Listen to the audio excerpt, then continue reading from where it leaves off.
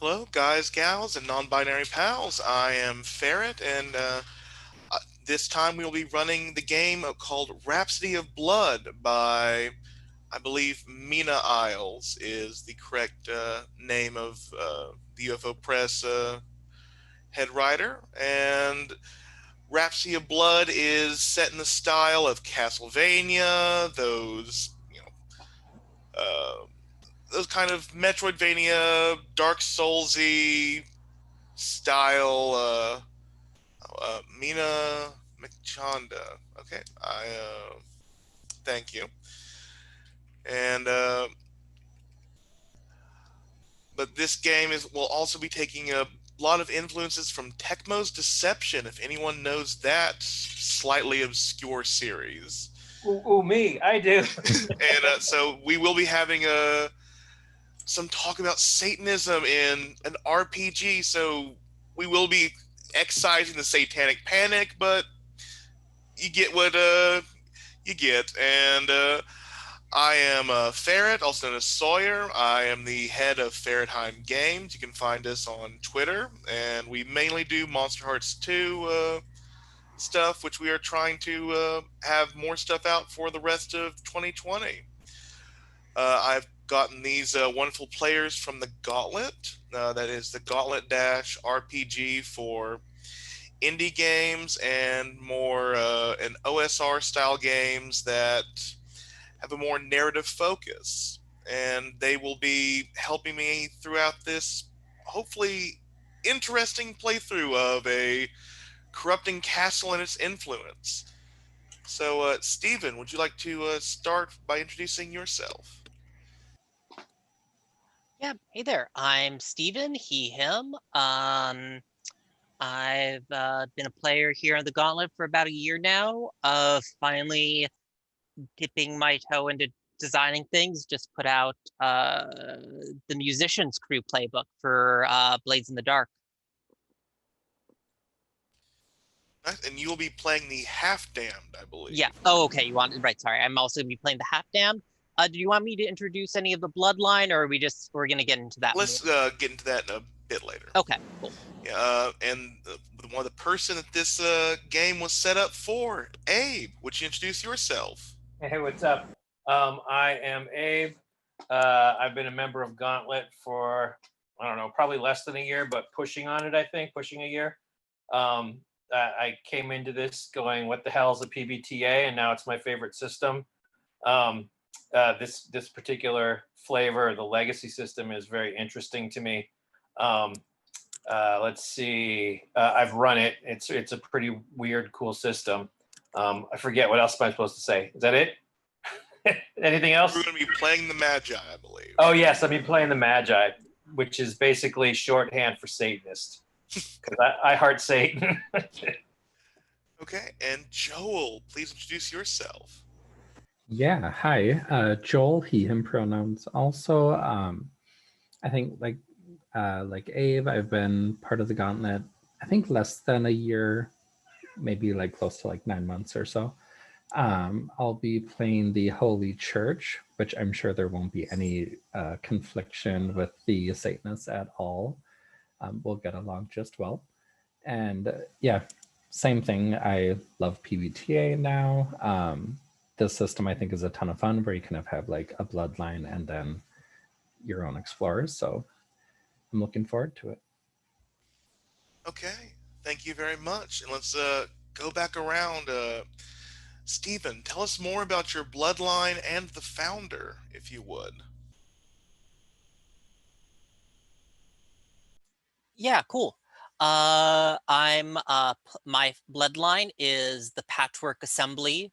We are constructs born of the castle originally, but at some point during this first conflict, our founder broke free, the Weaver, and she wove names for us with her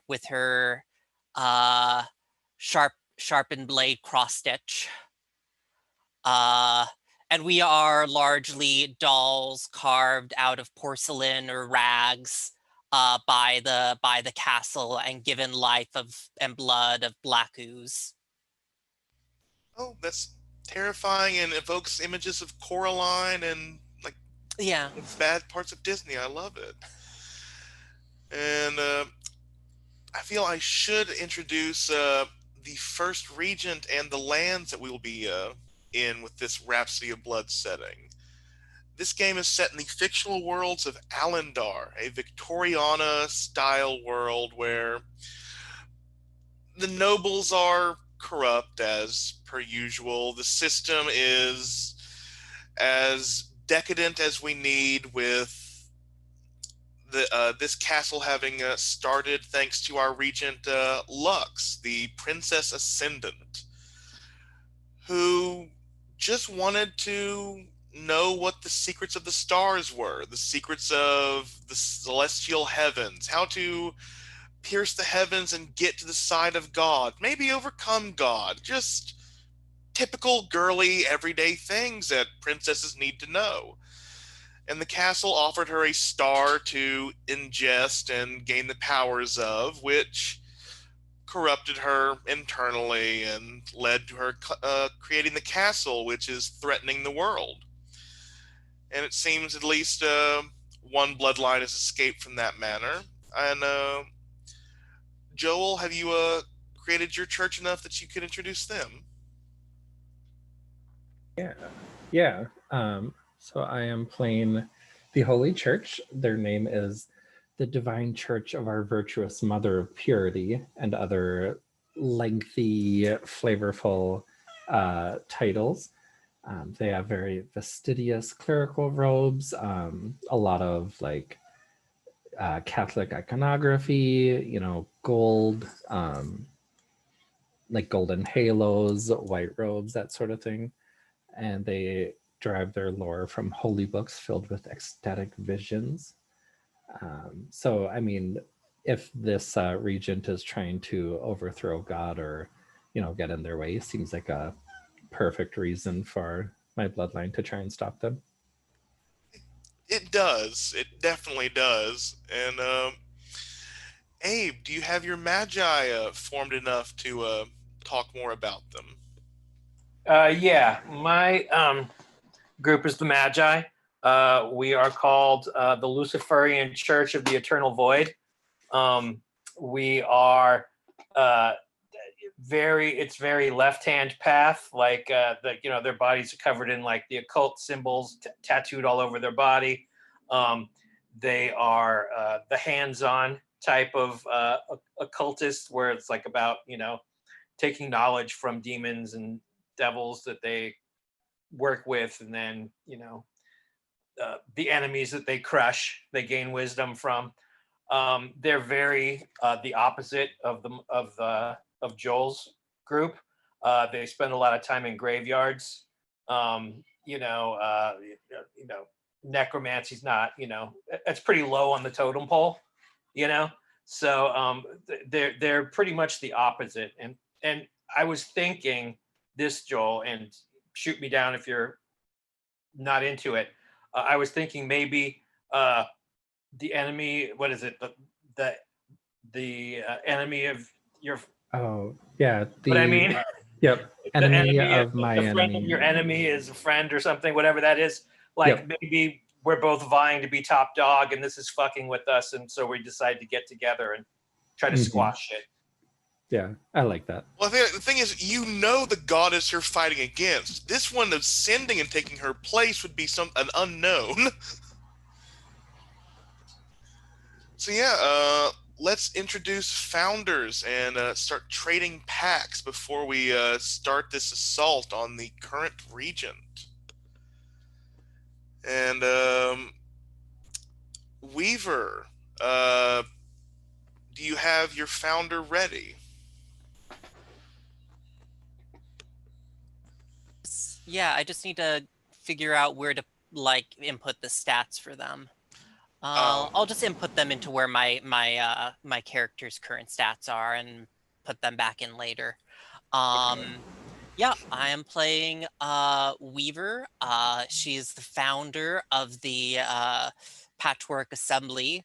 She, in terms of look, is, I pasted a picture, but she is kind of the prototypical like alpine farm girl doll, but like life size and like still like a rag doll. So she just has like a rag doll face without a mouth. And there are bits that she has acquired over the course of fighting through the castle, cuts and wounds that she has stitched up, but there are still stains of the dark ooze that courses through her inhuman veins. And who did the church send as their saint? The church's saint was Iron Maiden Irene. She's a very young but serious, eventual saint, since you don't really become a saint until you die, I suppose. She has a ceremonial staff, which is has holy embrace, and I kind of imagine like this long, oversized staff of like what was it called? A man catcher. So it's like this half circle with kind of like spikes, all gilded gold. Um, Probably like white robes, a lot of like golden adornments, halo crown, just very, you know, full of herself and thinks she's on a mission from the Divine Mother, and she's here to do the Lord's work. Bad. And Abe, you're Archmagus. Uh, I was thinking his name will just be simply Belial. And as a founder, I think that perhaps maybe he was, as a child, he grew up in the like under the auspices of the Holy Mother somehow, like that was the family religion. And he had some sort of experience that maybe he, come in contact with a demon that flipped the script for him, and then he was like all in for that, and he switched teams, and now he's just like bristling with occult power, and he cruises around with, he's like I said, everybody's covered in tattoos of occult symbols. He wears like a necklace with this human skull around his neck, and I don't know. I hadn't thought about weaponry yet, so You I'm get sure two I'll have choices of them, all right, which I cool. think pyromancy would suit him well. Yeah, definitely. So let's trade packs. Weaver, do you want to read out your pack and decide who it is with? Yeah, my pact is one of the other founders is helping you keep control. And I guess now, correct me if I'm wrong. Correct me if I'm wrong here, but it sounds a little bit like Abe. Are your magi seem to be kind of more pro chaos? No, they are the opposite side of the coin. They are the Okay, opposing team. So it's like instead of the Holy Mother, it's like the demons from the Sepulchre or whatever. yeah. So Yeah, so I guess I'll ask. I think what I want to throw this out is maybe to the Holy Church, because it feels like there's a bit more tension there. Uh, if that works for you, Joel. Yeah, absolutely. I think that'd help you with like temperance and controlling your baser instincts. Yeah, I think. Were you the one that gave me a name? Like, because I think that's kind of an important thing to like the patchwork, that they don't have names before they became this bloodline. Ooh, yeah. Yeah, I think like um, they were kind of the ones that named Weaver, um, since like names and titles are very important to them. Um, Cool. I like that idea. So yeah, your bloodline has two pact on mine. Okay. Um, And and what happens if your name is taken from you? What happens when your control is gone? Oh, well, I mean, that's exactly how we're bound. Perhaps perhaps there are even servants among the Magi that are creatures like us, but whose names have been bound by the Magi. Ooh, I like that. Maybe That's cool. stolen and tattooed onto the Magi. Okay, Irene, what about your family's pact? Yeah. So it says one of the other founders joined your flock and helped spread your healing truth. Give their bloodline 2 pact on you. You say how you bless them, and they say what doubts remain. And feel free if you would like to save it for the family that is not here, since we will have Tony dropping in if you don't see that either of these two as a flock joiner. Yeah, probably definitely not the Magi. Unless you have like a interesting idea, Abe. If you think the half damned would join my I mean, church. I think that you gave her her name. Mm-hmm. I mean, was this like a full on you actually like baptized me with this name? Ooh. Yeah, I think if anything, like it was part of the baptism ritual and kind of like they purified you of your like past sins and you are now the weaver, like to go spread your stories or like Yeah. weave your stories. And I guess the doubt that remains is that did you simply give me a name so that you could bind my people more thoroughly? Mm-hmm. Yeah, I like that. Because like the higher ups are kind of tense about, you know, your group kind of like going back to the church or doing anything that kind of like goes back to their old ways. Um, so I think that would definitely cause some doubts. So yeah, you get 2 packed on me. And what's the name of your faction? Um, the Holy Church. Okay. It's a mouthful. And Belial, which of these people are the linchpin to your ritual to depower the regent? Mine's a wild card. I prize arcane insight at the end of each session. Pick the Oh no, this explorer. is for your founder. Yeah, if you go to page 9 10. of the PDF. 10 Oh, oh, for oh. yeah, 10 for you. Oh, 10, yeah. The because this starts your founder's stats. Yours is one of the other founders is a linchpin in your ritual to keep the regent's power contained. Um, I think just not to box anybody out. I'll hold it off until we have our next. Till we have our next player. I forget his name. Is it Steve? Tony. Oh, okay. Yeah. So yeah, so I'll just hold out and see how that shakes out. Yeah. I mean, you know, the Holy Church would be another one. You know, that would be a pretty good one. But again, Mm-hmm. don't want to box it. Don't want to box the other player out. So I'll just hold off for now. No problem. And copy those stats into your founder, and if you want, like, use your explorer stats for them to roll them at the moment. Wait, I'm sorry. Oh, I Yeah, see. Then I yeah, add. Okay. I because see we're that. playing the founder in session 0, and Right. setting up the explorer after that. Got it. All right. Cool. Because yeah, with that set up, it is time to go up against the first castle's regent. But I think the castle itself has been large and is set in a garden of everlasting night.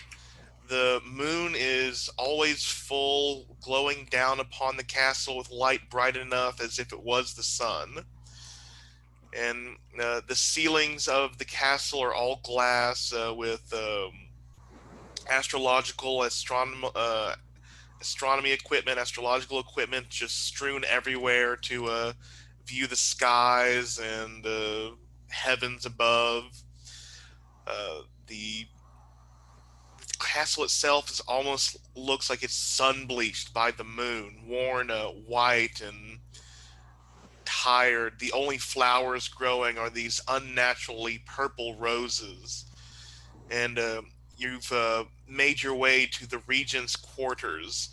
And as you get into a main chamber, you hear this languid, silky music drifting through the air as if it's coming from an entire chamber orchestra. And these stairs beside this whole garden of these purple, unnatural roses with liquid stars dripping down them hold the princess walking down the stairs in her white dress with alabaster skin glistening in the moonlight. Which among you was the bravest and is deepest into this chamber?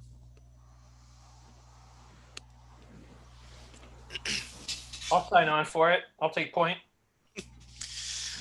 Yeah. Lux looks down at Belial, laughing gently as she reaches down to pluck a purple rose up into her hand. You see her gripping it much more tightly than any proper lady should, golden blood dripping down from her palms, showing the innate monstrousness under this porcelain visage. And several stars seem to fall from the ceiling to start floating around her head. You carry strange company with you, sir.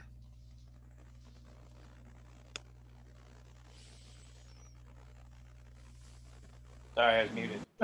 um, are the church and I'm sorry, the other family, are they following suit, or did I just burst in first? And They're the way I'm framing it, they're following behind you.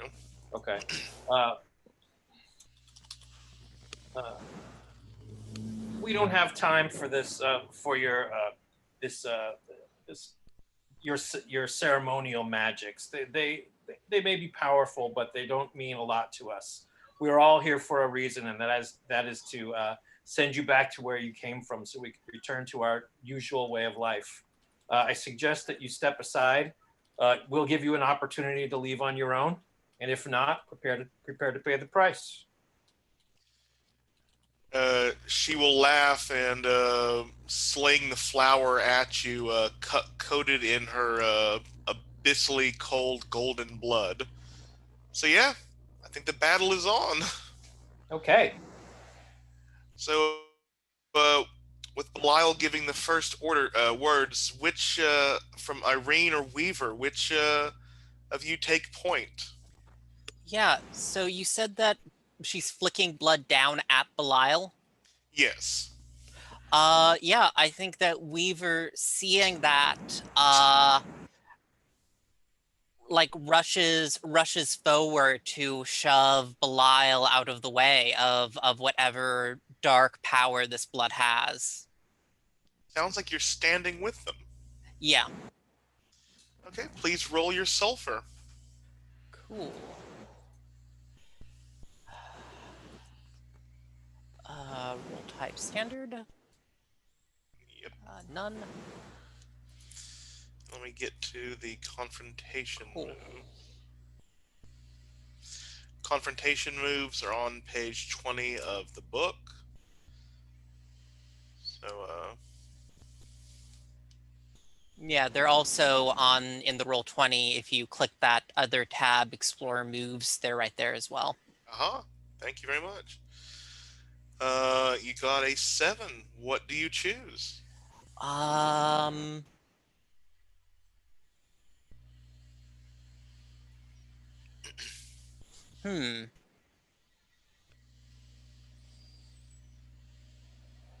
Okay, I guess, yeah, I rescue them from danger.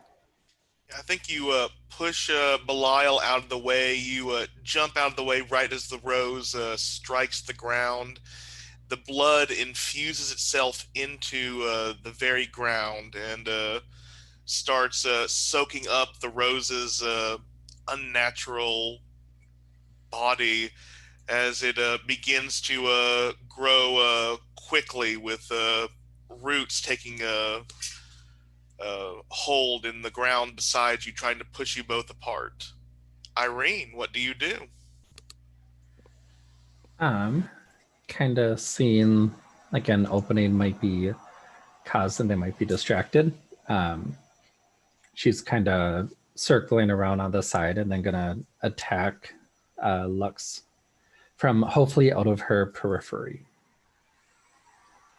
So it sounds like you are confronting. Yeah. Input value.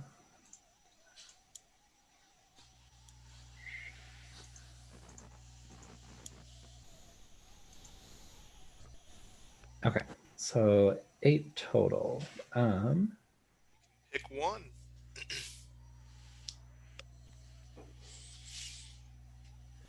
I will say you roll with the blow and take 1 less harm. She's kind of using like the length of her staff to keep her at bay a bit. I think not only is the stat like you have a man catcher which is made to catch those flowy courtly robes, and this is just what she's choosing to wear. So you not only like knock her off balance, but like the stars which are circling around her head can't seem to get a good beat on you, and just ping off your armor. You take a grand total of 1 harm. Okay. And but Belial, you see Lux staggering, held victim by this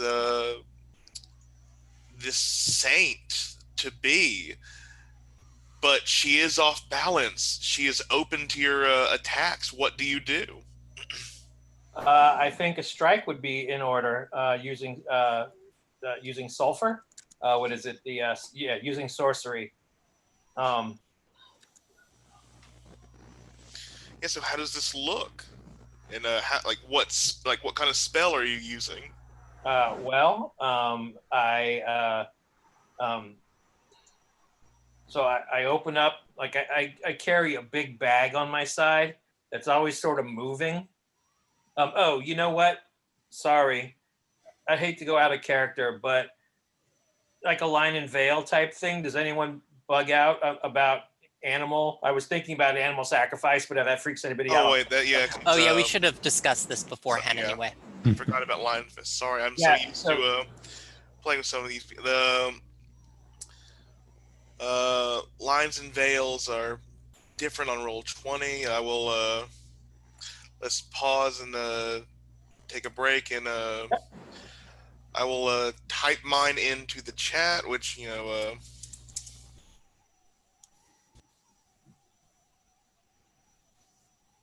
Yeah, no, I mean that. Feel free to type yours in as well. We shall round these up and talk about it. But yeah, thank you for bringing that up. The Roll20 chat. The Roll20 chat or the Zoom chat, either one. Okay. Fine.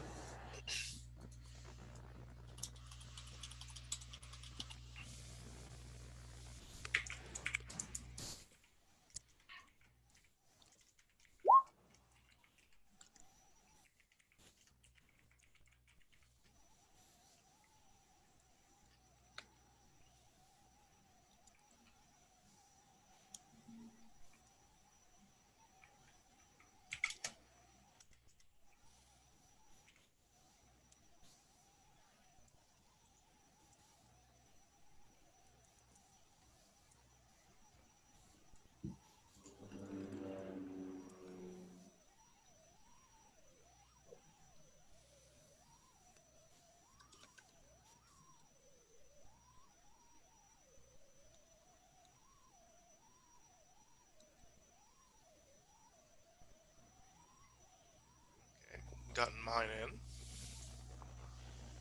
And it seems most of us are on the same page with several of these. For the life of me, like everything that's on here, usually animal stuff is on my list, but if I'm going full satanic mode, like I think that would be appropriate. Like, for extra metal points. However, if anyone again, if anyone's like not at all comfortable with it, that's fine. The lines and veils are in the Roll20 chat if you will check. So, all right. I can't really think of anything else to add. It seems like we are on the same page, but obviously if something comes up, I'll say something if it bugs me. Feel free to if you would like to maybe utilize flies, spiders as a summoning thing instead of a sacrificial thing, if you'd like. And I think just to double check, the traits of regents and acolytes are more or less open information, right? Yeah, and the regent is in the NPC's handout. So if you want that to inform your fiction about what trait you're trying to damage, that's also something you can keep in mind. You can also sacrifice a true name you've inscribed on your body to set her blood alight, since her blood is abyssal cold. Feel free to. I think even if it's just for the people at home, forget it. I won't go that way because I know that it does upset a lot of people. So let's see. All right. Well, I reach into my bag and I have one of those. I have a black dagger. It's the curvy dagger, the stereotypical curvy bad guy dagger. The handle is wrapped in leather that's stained with dried blood. And then my eyes roll up into the back of my head and I start muttering incantations. And then it goes pretty quickly. It's sort of like a cantrip, I guess. And then, I slice my palm, and so a pentagram erupts around me in, energy or fire or something like that. And then I slice my hand and I spill blood into the pentagram, and then that does the attack. That's fine. Strike with sulfur. All right. Let's see.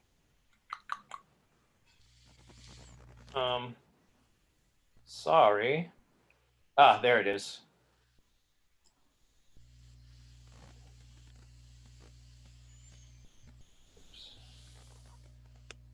Roll type. Standard. Okay.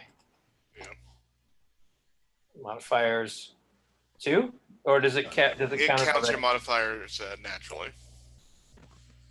Woo! Woohoo! Hot dog. All right. So the ground erupts, and these tentacles that with big suckers on them come out, but it's they're charred and black, and inside the tentacles light is shooting out. Kind of got that hot lava underneath type thing going on, and they attack her. Maybe some are trying to restrain her, and then the others are trying to choke her out. Which quality are you destroying? I don't know. I have to look at the thing. Lux. She has the Halo of Orion, the Little Lights, the Blood of the Void, Rhapsody Bloom, and the Symbols of the Stars. Let's see.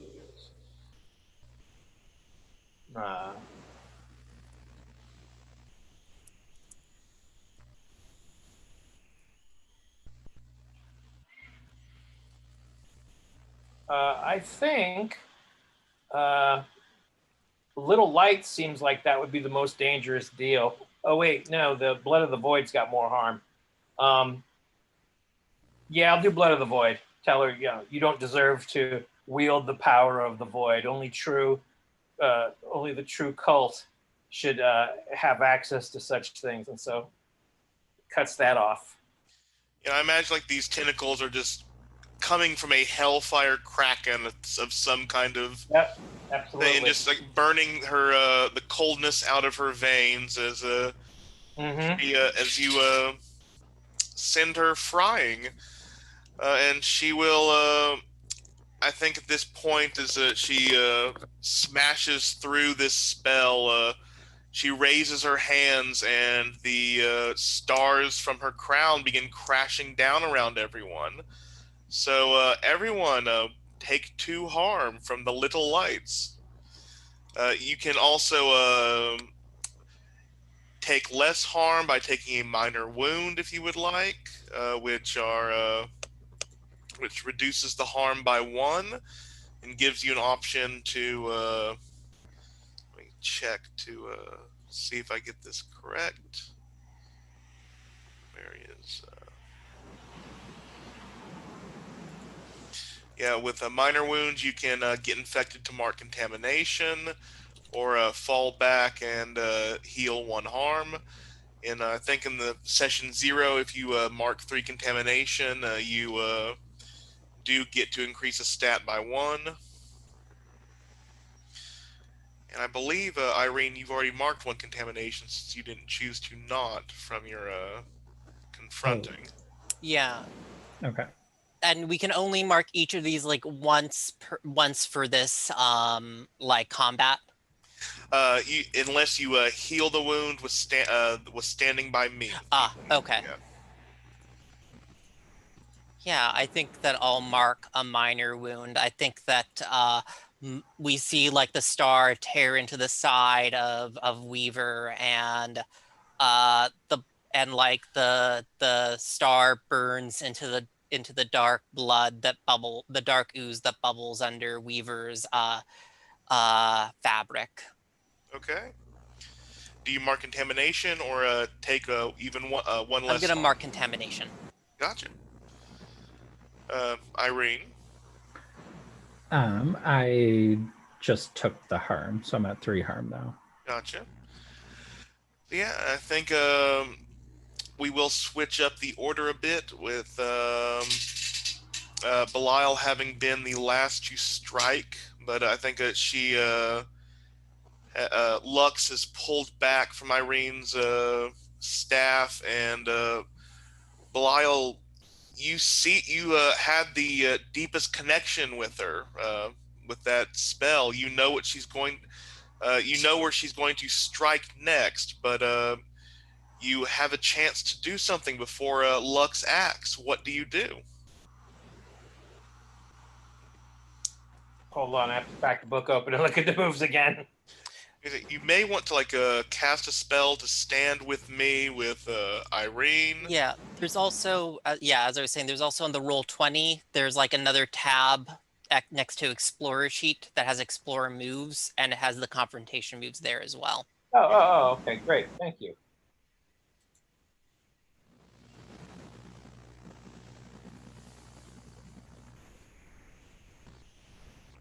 You could also try to line it up and hope you get to pick one to make yourself the highest priority.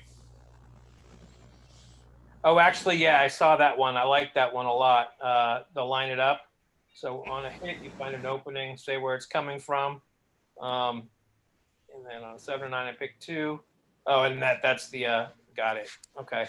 Let's see.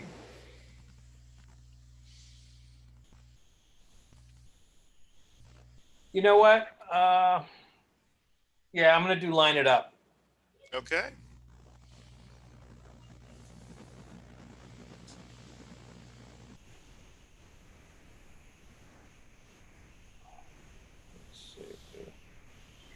So, sorry, I'm just not familiar with this sheet yet.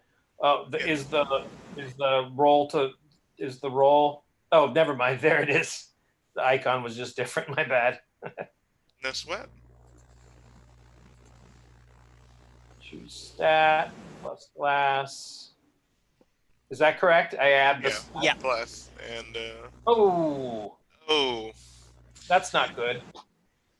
well, I think what you see is as she swings out of the man catcher's grasp, Lux grabs the but it looks like she grabs the stars in the ceiling and rips them open, and from the tear in the this starry sky, out comes these two celestial beasts that stand beside their mistress.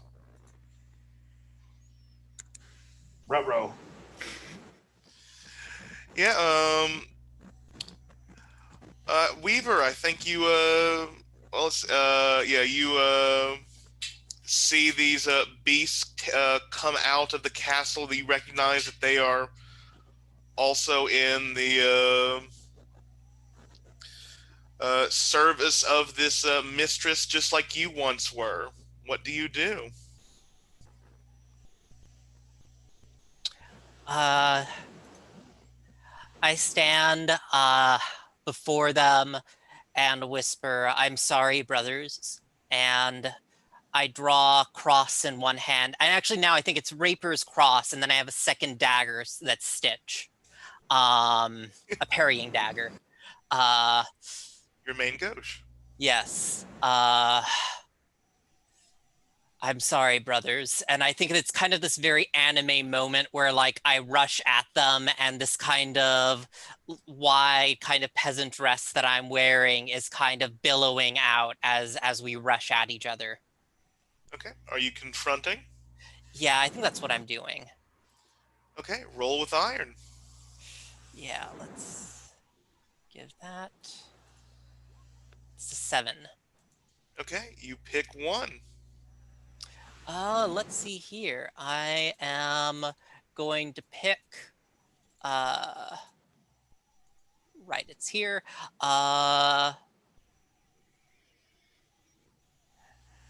Yeah, I am fearsome and commanding. The foe will focus only on me. Yeah, I think you do. It takes some time as you were slashing your way up through these star beasts, but you finally get through them, get past them. Their blood coats into your ooze, adding to it as you start feeling a bit better right before Lux slams her hand between your guard and grabs you by the throat, lifting you up as she glares into your eyes. But Irene, you have an opening. I do. And I Do I think mark any harm? Not yet. Okay. She's lighting you up for Rhapsody Bloom. Just checking. I think like Irene is about to like she kind of sees an opening for a strike and is about to take it, and then realizes that Weaver is in danger, and she'll try and stand with them and hopefully rescue them from a danger. Okay. Okay. Roll with that sulfur. Yeah.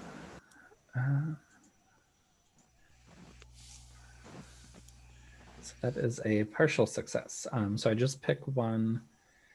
So yeah, I will rescue them from a dangerous situation. So I think she like basically uses her ceremonial staff to like lock in Lux's hand with it, and kind of like twists it and pulls it away from Weaver's throat. Okay, and I think Weaver, you land. Both you and Irene dodge out of the way as these those roots from the rose that was thrown into the floor erupt in the stairs around Lux.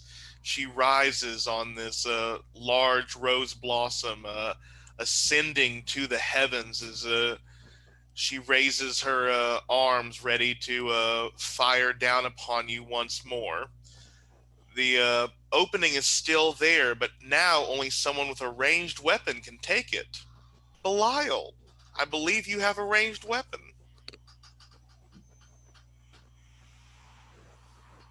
And you are muted, Abe. Yes, I have. Was it the pyro? Was it the pyromancy? Yes, you do. Yes. So I will.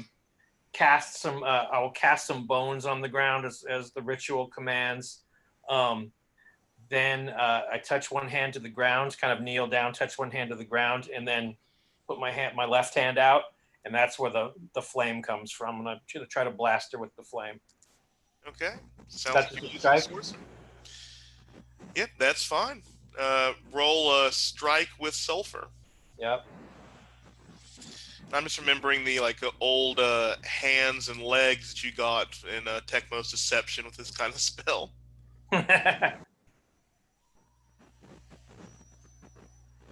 Wait, hold on a second. Choose stat. Oh, sulfur. Oh, that's weird. Hold on, let me try that again. Sorry. So standard modifiers. No, modifiers are none, and then I pick sulfur, right? Yes. Okay. 7. Okay, so you do shatter a quality.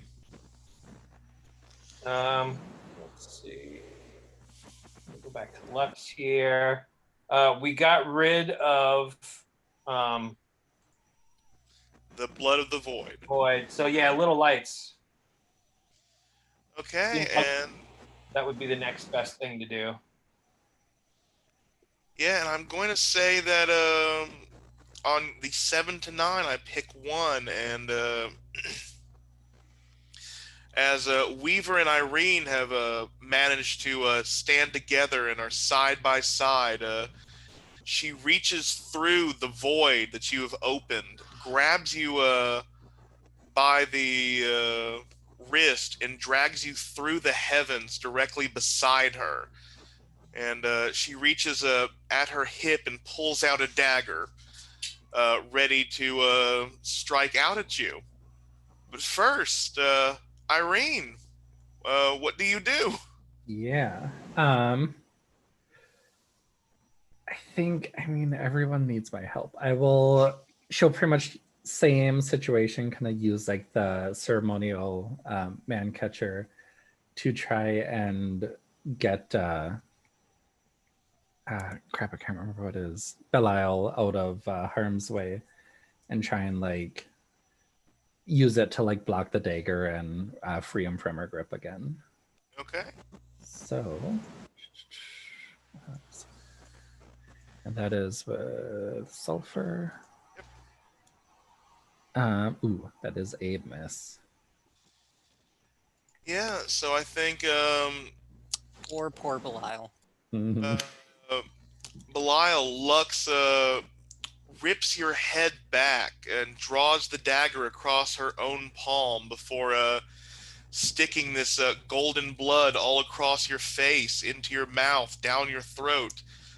Mark 3 contamination. That does mean you get to increase one of your stats by 1 if you would like, though. And Weaver, you see that Lux's blood may not be as powerful as it once was, but it still contains the castle's might. What do you do?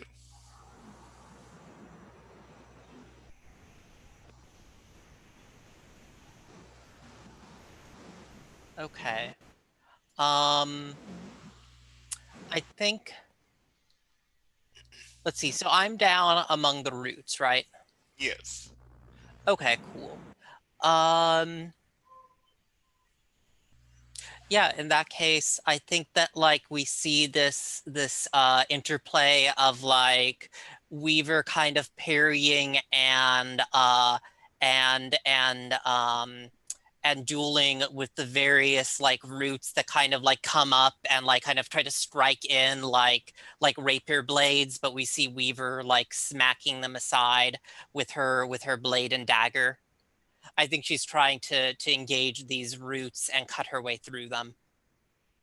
Okay. Do you think you are lining it up, or? I think I was maybe lining it up. Yeah, I guess lining it up makes more.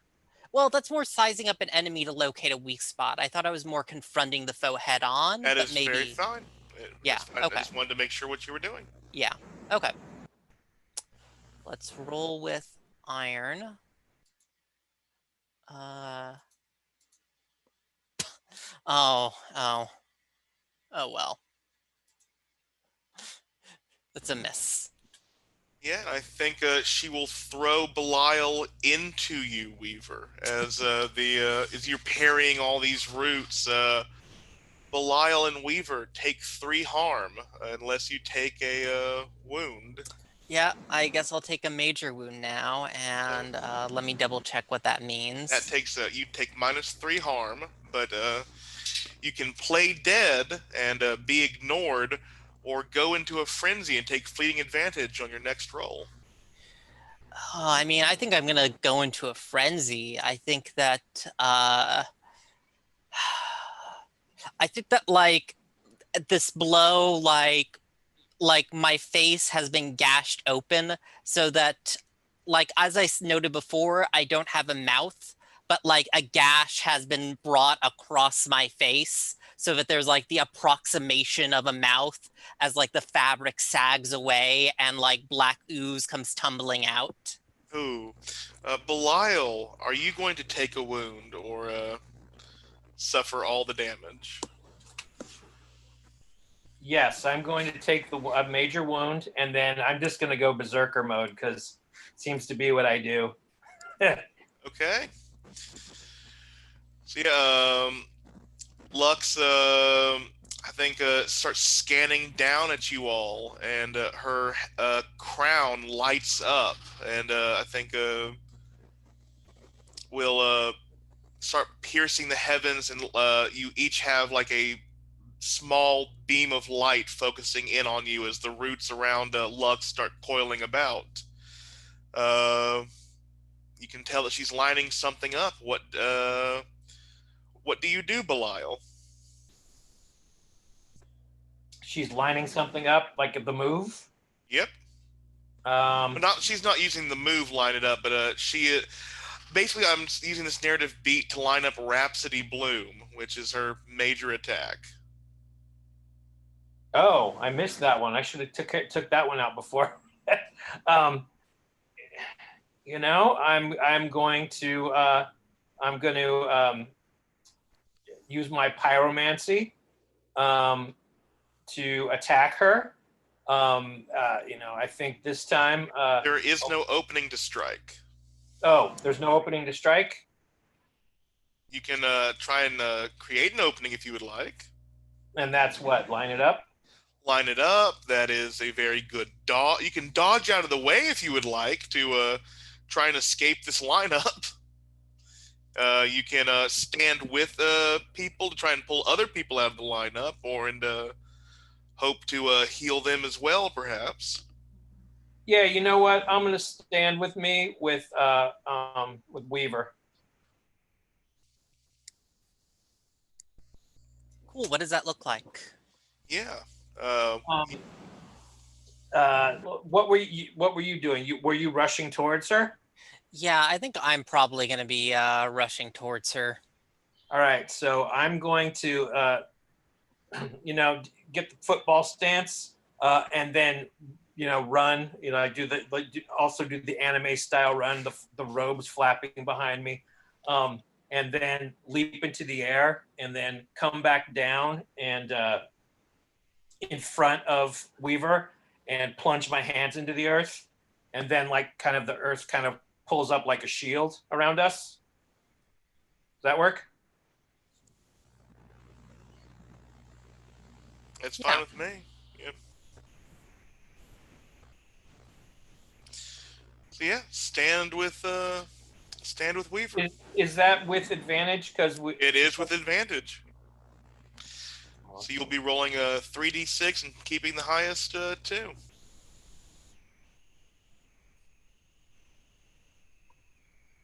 Sweet. Choose 2.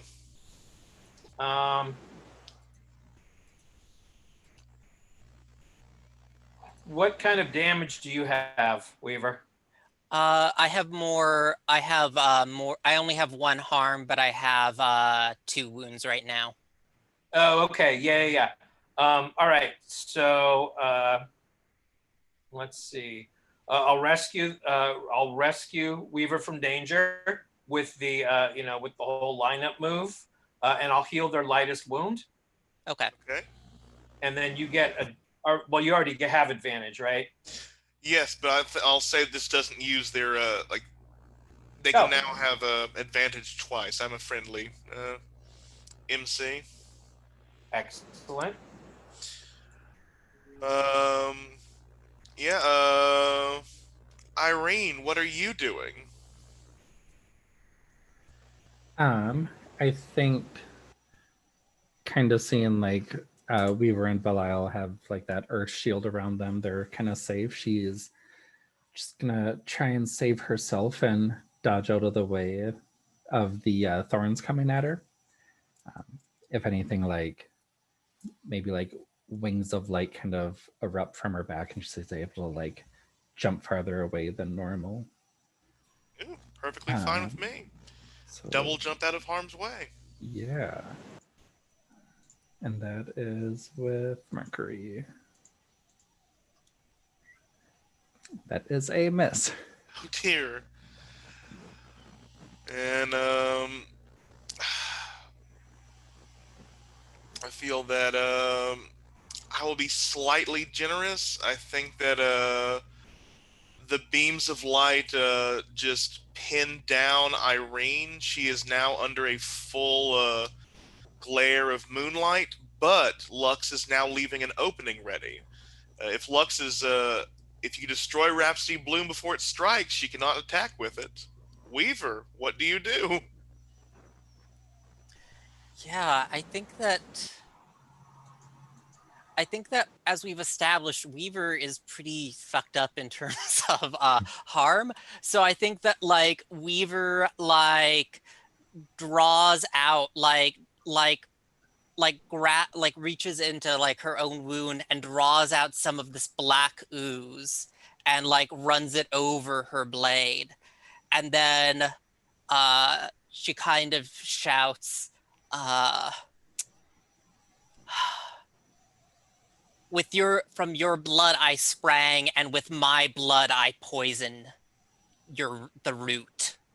And I stab my blade into the root of the forget its name here. Rhapsody Rhapsody Bloom. Bloom. Yeah. Yeah. Okay, strike out. It sounds with sacrifice. Yeah.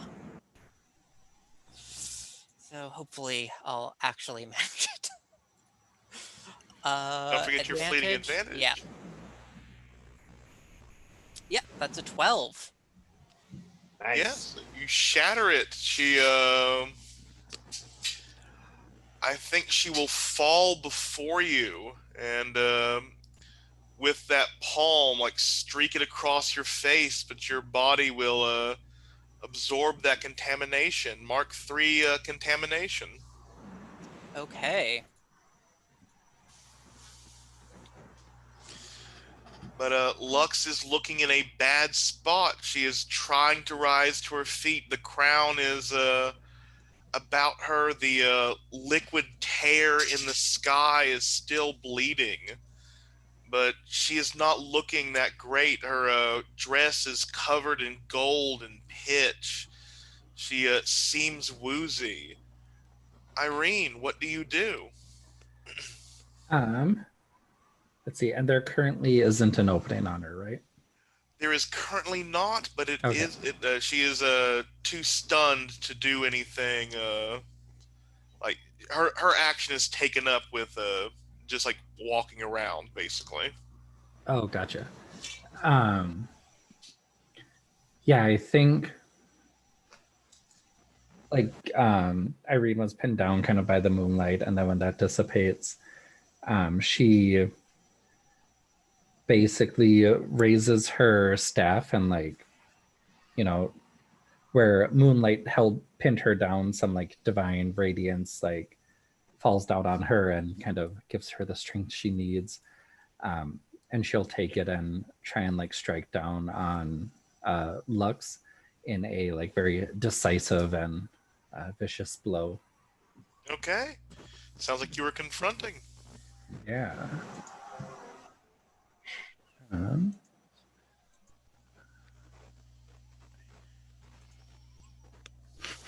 that is another miss.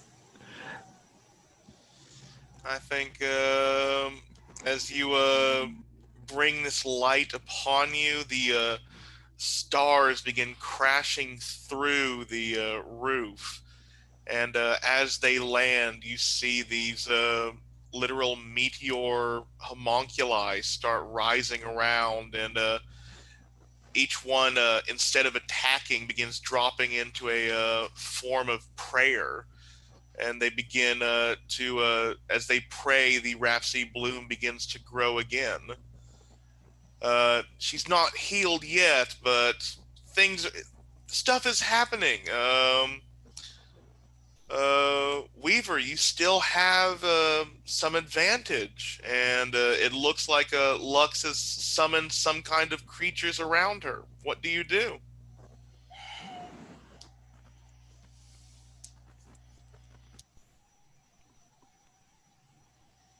It saddens me to spill more of my kin's blood, but she cannot be allowed to regrow. And I begin to I kind of rolling into these various praying creatures that are trying to heal her and trying to interrupt their ritual. Okay. You think you're confronting? Yeah, sure. Let's give that a go. Advantage. Cool. And so I believe I picked 2 then, right? Yeah, and I think if you would mark contamination, you would beat the highest contamination. Yeah.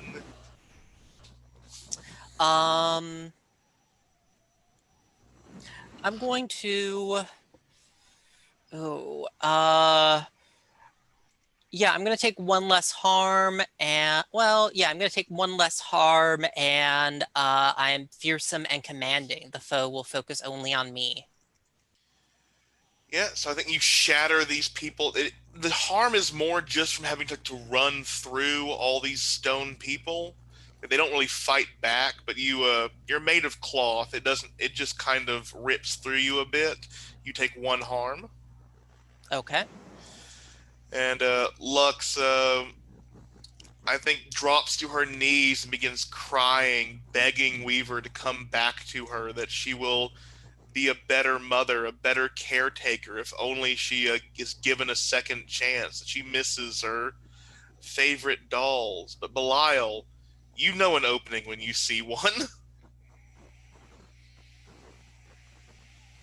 I do, yes, as a matter of fact. So now it would be an appropriate time to strike. Yes. Okay.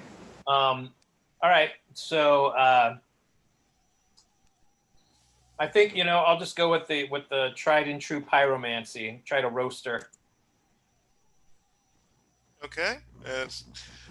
So fling some fire in her face while she's crying. That's some pickup artist bullshit right there. I was just looking.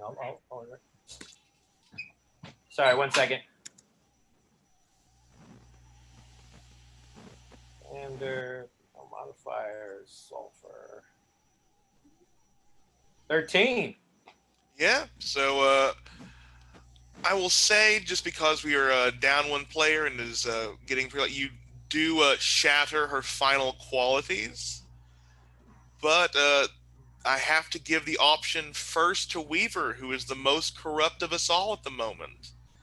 As Lux falls, her crown is drifting to the ground, and from the abyssal star fluids grows the Grail. You may take it and achieve Gnosis if you would like.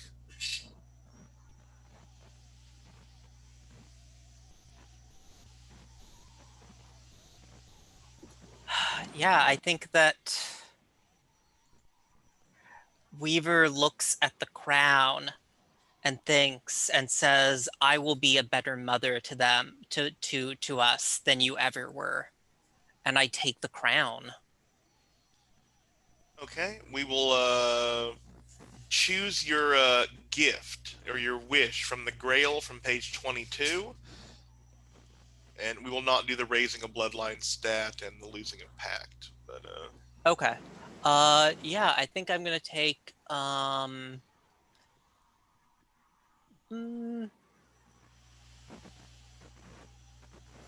which of those 2 do I want? Uh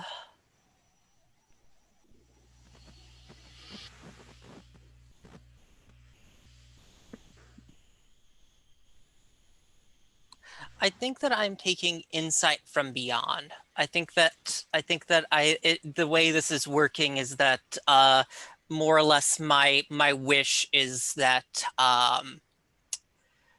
is that the patchwork should survive beyond their creator.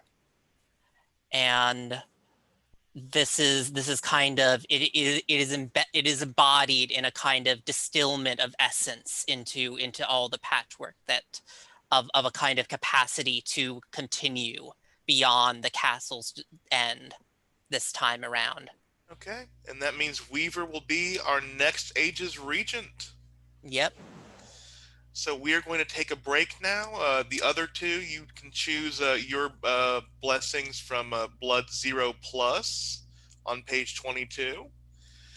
And when we get back, we will finish up Bloodline creation, Explorer creation, and stop session 0. I think at least Abe's character has Blood 1, don't they? Yeah, but Okay. it's Blood 0 plus to Blood 2 plus. Oh, So, okay. so Oh, yeah, right. Okay, I see. yeah. So let's be back at 21 after the hour. See you then. See you.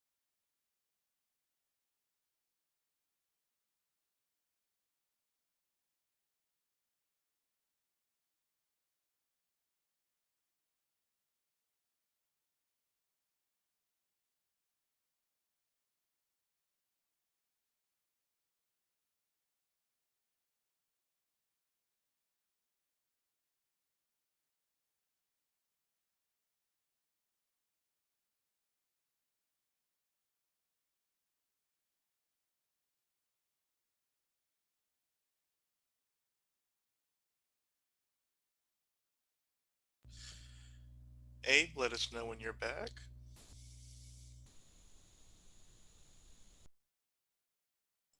Sorry, yes, I am back.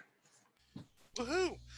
So yeah, we will have Irene and Belial be leaving the castle as it disappears into the other realms, still championed by the new Regent Weaver.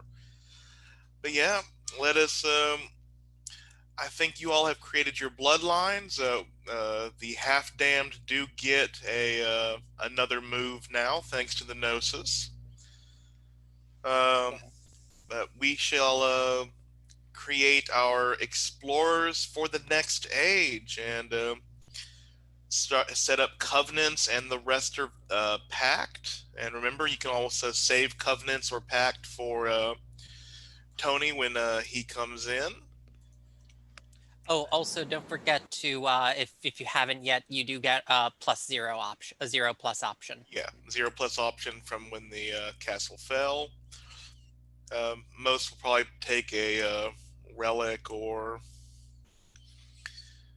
All right, I, what's that? You get to take. you can take a relic.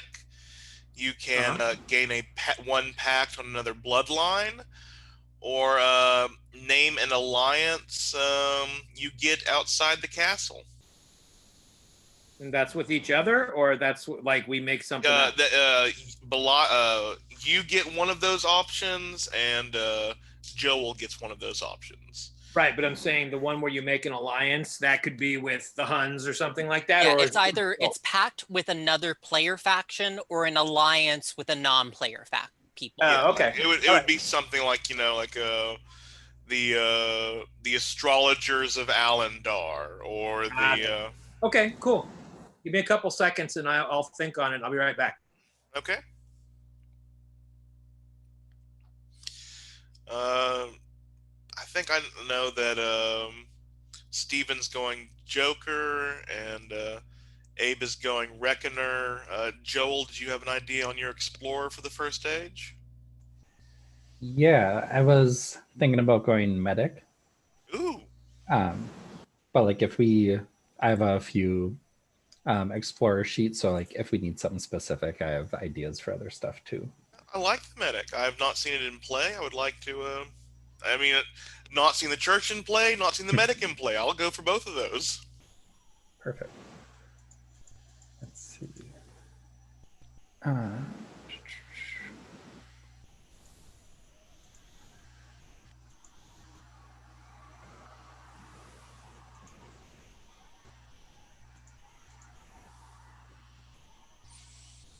Now I've got to start working on acolytes for the first stage, which should be very fun to see who allies with Weaver.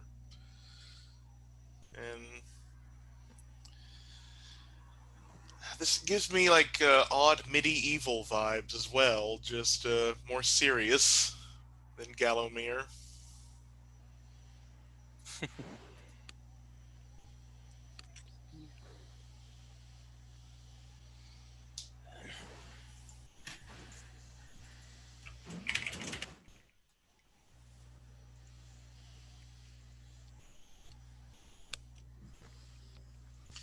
But let me know when you guys are finished with your explorers, and we will start with covenants and pacts for the age.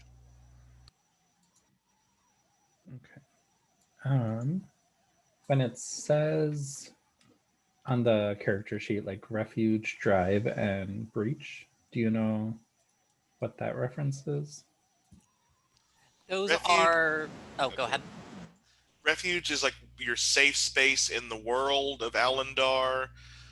Drive is why you fight the castle and the regent in the next age, and breach is your special way into the castle. Like it could be, like maybe there is a ward that crashed, like took over one of the ancient churches. You know your way in through the catacombs, or the goddess herself smote a wall and will lead your people through to victory, kind of thing. Oh, okay, gotcha.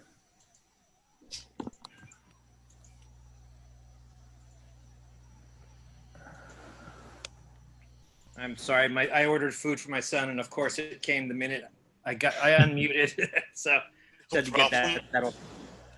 We were going over Refuge, Drive, and Breach for the next age. Do you want me to tell you about those as well? Yeah. Refuge is where your family finds its peace in Alendar in this age. Drive is why your explorer is going into the castle to fight the regent. And breach is one of your ways in. Feel free, we may use a breach, we may not. I'll try to make at least a few relevant, but this a breach for the satanic magi might be like an old ritual site, stolen by the enemy but still in the demon's hands, or a botched summoning ritual by an acolyte.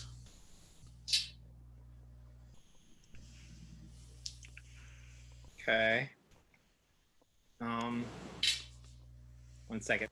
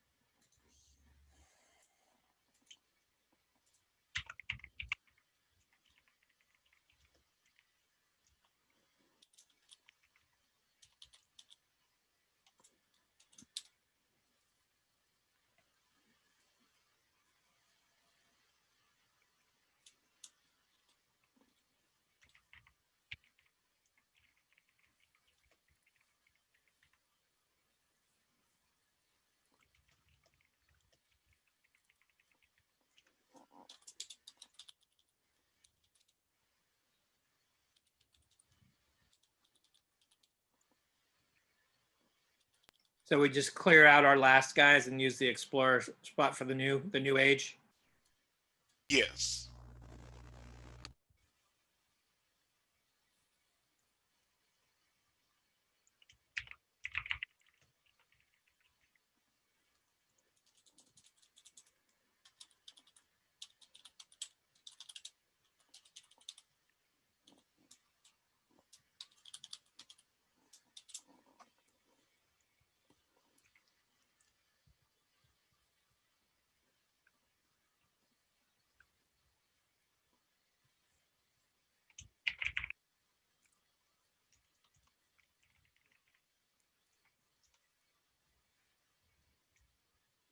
So refuge, breach, and drive, we just kind of come up with stuff. That's correct. Like we say, okay, I've got a gingerbread house at the edge of the castle, something like that. Yeah, there are some samples in the PDF if you want it for each of the play, or also on the character sheet as well here at the very bottom if you wanted some ideas. All right, cool.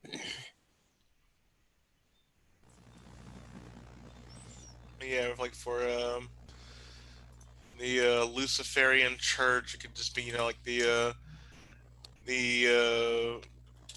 homes of the faces of the cult, the basement spattered with the friendliest of blood.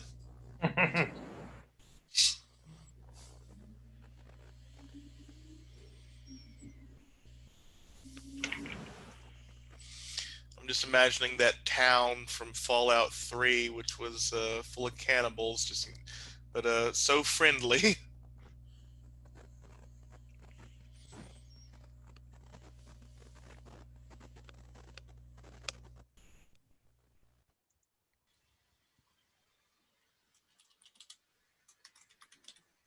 It's like we have just once you are ready, let me know. I'll check your character out, and we can soon get started, I think, with the rest of it.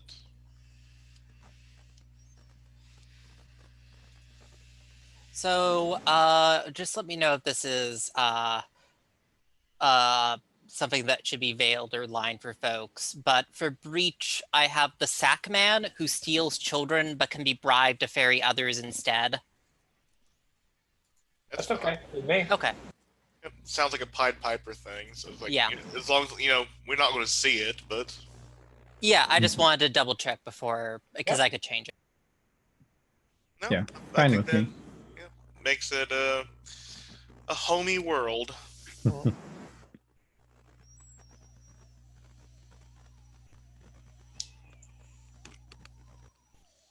can also see, like the way the medic is shaping out. Yeah, I think I have everything. Looked like it to me.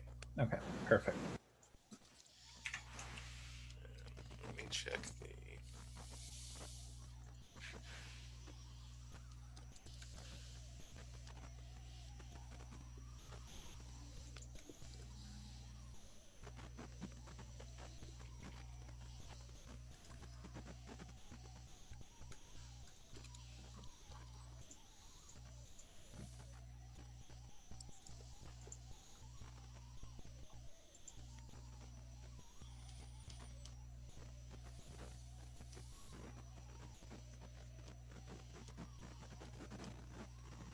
That's very silly. I just realized that like there's a space for refuge, drive, and breach on the character side, but all the examples are on the bloodline. Well, I guess it has to be that way, but still.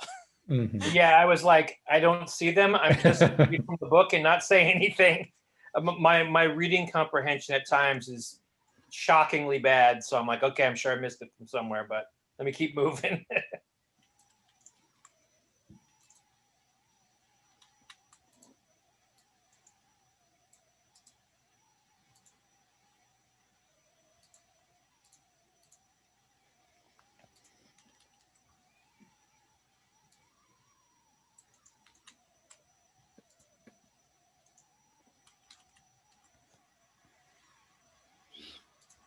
Okay, I was too verbose with mine, so they're just there in the notes for my patchwork in the bloodline side. No sweat.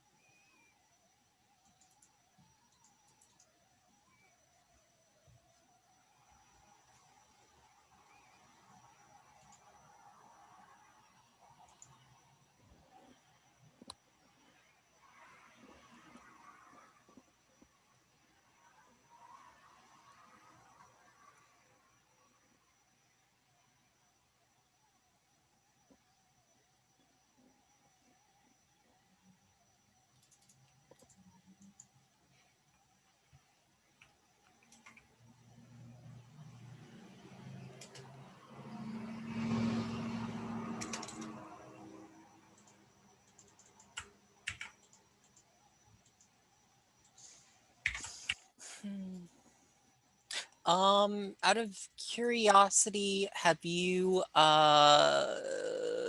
Tony, do you know if Tony what if Tony has a eye on a particular character?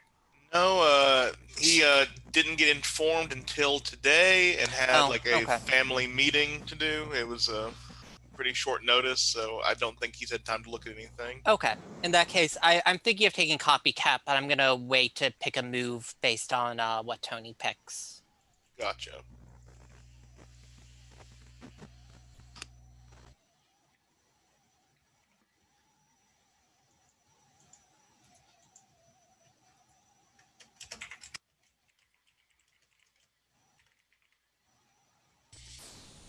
And Abe, let us know when you are ready to move on.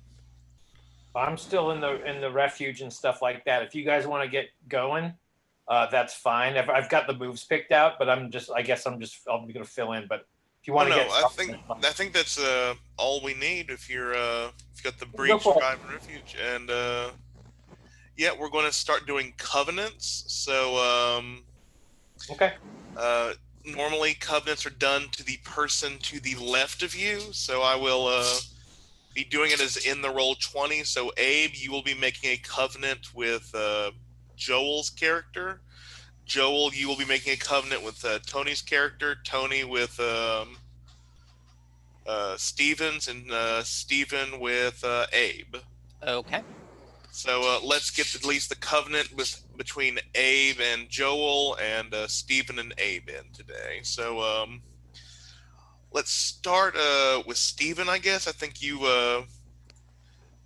get to pick the covenant, and Abe will be able to modify it. I believe is how this works. Yeah, and maybe we should just go over introduce our Oh yeah, actual and characters so we let's know. Yeah. let's do that as well, since it looks like we have the names and everything. So let's start with your character, Stephen. Yeah, I am for this first age, I am playing the Nameless Knight. Who is he saw like upon our emergence into the world, I've seen that there are these armored warriors that run around, and it seems like a job, I could do. So I've gathered together some bits and bobs of metal that people have left around, pots, pans, and I have more or less a suit of armor and more or less a weapon. I'm sure anyone can take up the role. uh and should I introduce the breach, all that stuff as well? Yes, please. Yours are terrifying. Yeah. Uh my my refuge is a back alley sideshow where where the monstrosity of my kind is masked under cheap theatrics. People come to our shows and think that we're just people in costume at our show. And that way we have been able to avoid some of the more brutal violence that our kind has met with in the ages since, because I did pick for my lore that we're cursed with obvious signs of damnation, that causes us to be ostracized. And my drive is a mother's call that corrupts our blood and steals our names. And my breach is the sack man who steals children but can be bribed to ferry others instead. Nicely done. Joel, please introduce us to your character for the age. Yeah. I am playing for the age Sister Veruca, who is the medic. She is very thin. She has veiled eyes. I don't think there's anywhere for a picture on the character sheet, right? On the main character sheet, there is like a picture in like the bio Oh, place, gotcha. but if you'd Okay. like. But yeah, kind of like an ornate headpiece covering the eyes so that you can't really see it. I watched Warrior Nun a while ago, so of course there has to be like a chain link veil kind of covering her face. She is basically not much of a fighter. She's kind of like each generation they train their best or their most devout, I should say, followers to kind of like go into the castle. And so she primarily is a healer. She can, triage and all that stuff. And yeah, my refuge, drive, and breach are not as good as Stevens. It's just an old church warded against evil, kind of like a rundown one that isn't used as much, but I assume there's still like a devout priest there who kind of keeps up the wards. My drive is a saint's relic stolen from a grave, from a consecrated grave, so she's trying her best to get that back. And my breach is a marble floored museum with its ornate skylights. Thank you very much. And Abe, your explorer. Right, my explorer's name is Coeus. He's a reckoner.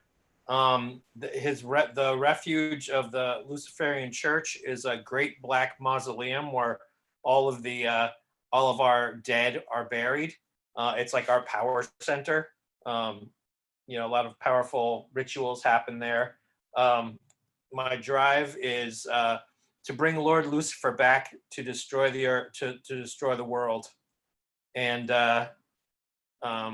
my breach is a charnel house near our mausoleum.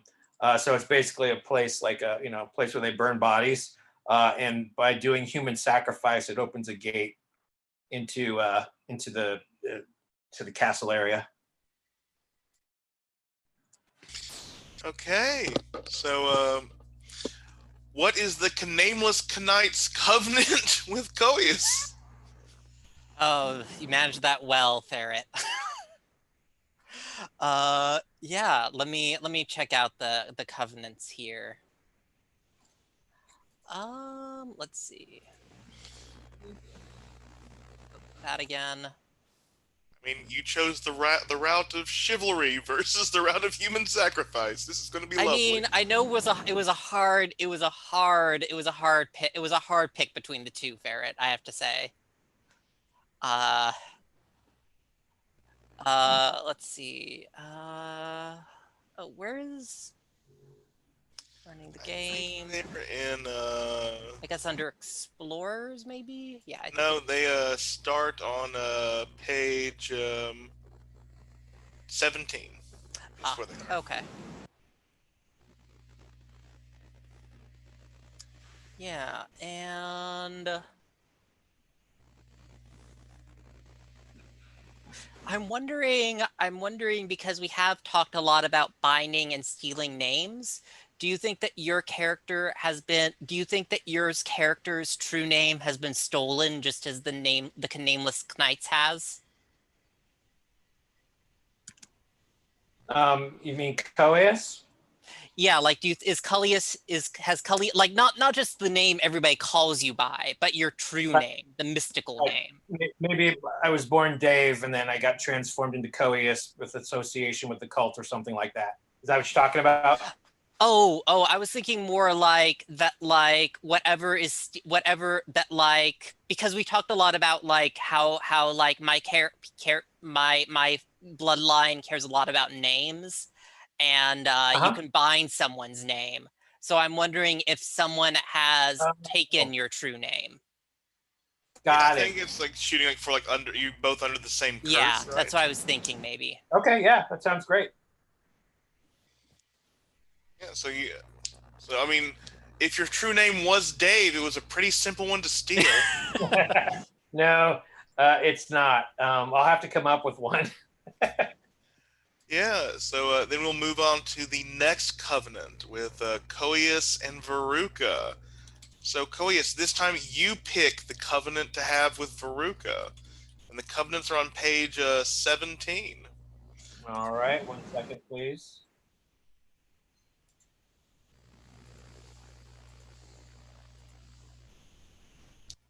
There we go. All right.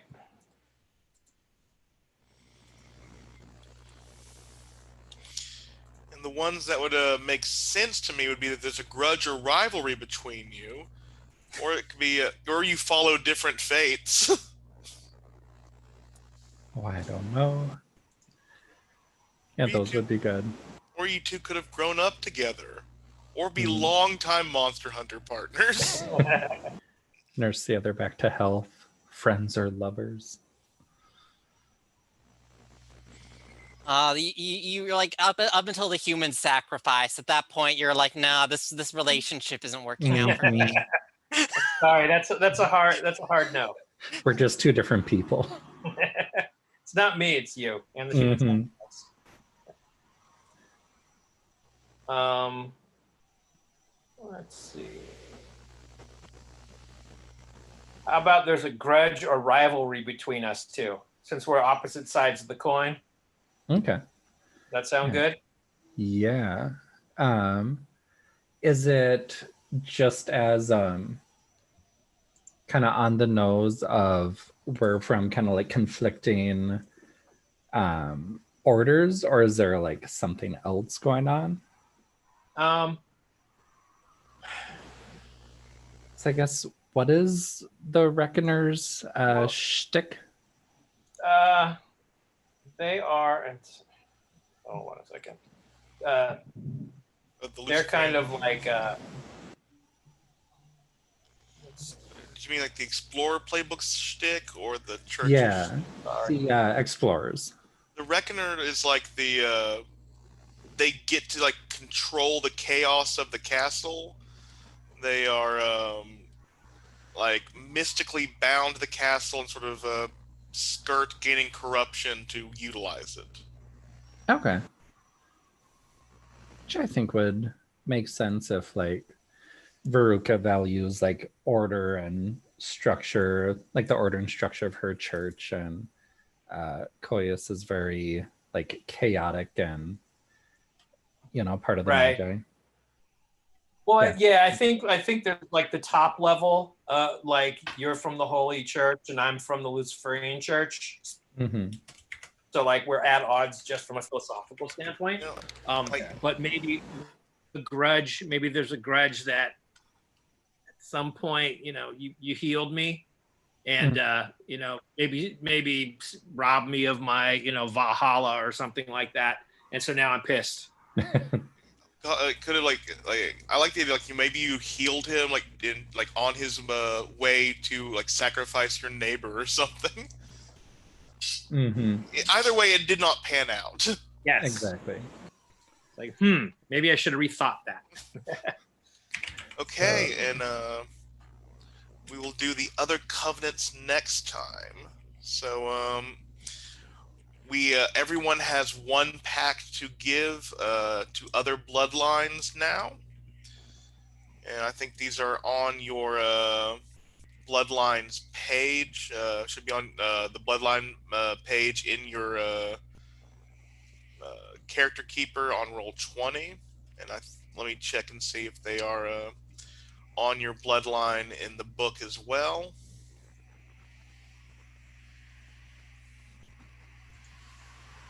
So yes, so oh, gotcha. Yeah, so we're going to start, I think, with the half damned to the first in the book. So let's start with the Way of the Red.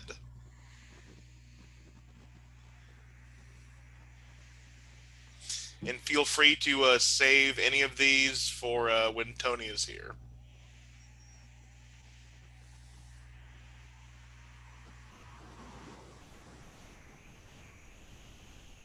Yeah, I think I might actually save mine for maybe when Tony is here, because I feel like I don't know if it entirely makes sense for either of the characters, because mine is one bloodline hunted you as monsters before you forged a treaty. Well, it might be the church, maybe.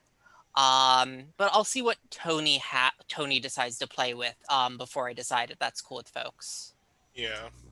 So let's do people mind if we save pack for when Tony is here next time? Yeah, that might just be easier considering this is. I don't think are we gonna be playing anymore tonight, or no, because I'm going to set up the world for next time. Yeah. So yeah, let's call it here. We will do more creation and jump right into the world next time. So yeah, thanks everyone for joining for session 0 of Rhapsody of Blood. I will see you next week with another player, and we will set everything up and get going. Thank you all. See you later. See Thanks.